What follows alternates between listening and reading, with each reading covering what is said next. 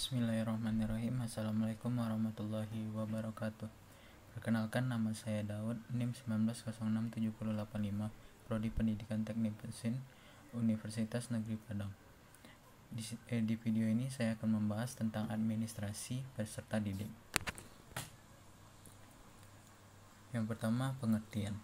Administrasi peserta didik adalah proses pengurusan serta layanan dalam hal-hal yang berkaitan dengan murid di suatu sekolah, mulai dari perencanaan penerimaan murid baru, pembinaan selama murid baru berada di sekolah, sampai dengan murid menamatkan pendidikannya. Administrasi peserta didik adalah suatu proses yang dilakukan oleh suatu personel atau kelompok dalam upaya mengelola peserta didik atau siswa untuk mencapai tujuan pendidikan. Yang kedua, proses administrasi peserta didik.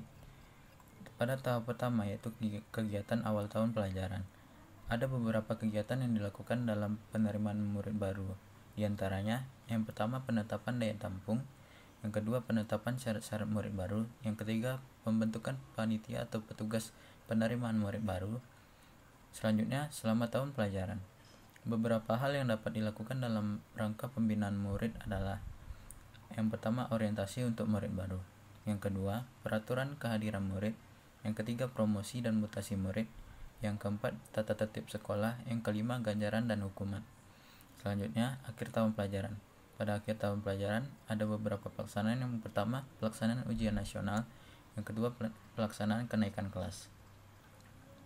Selanjutnya, instrumen administrasi peserta didik. Instrumen administrasi peserta didik terbagi menjadi dua.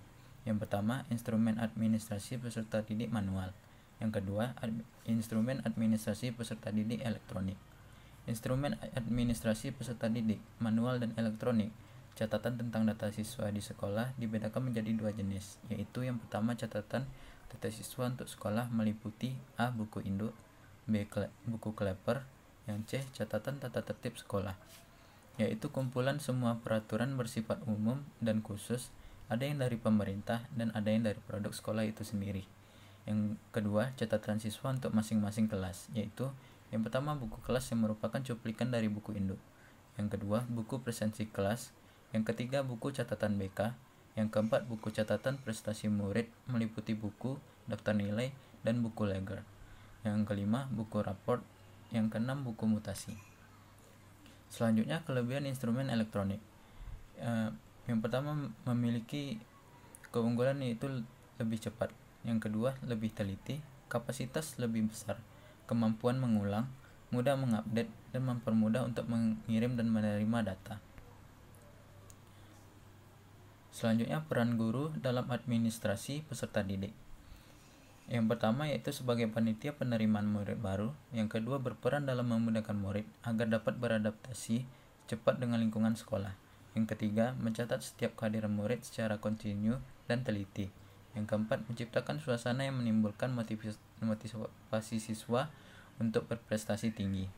Yang kelima, menciptakan disiplin sekolah atau kelas yang baik.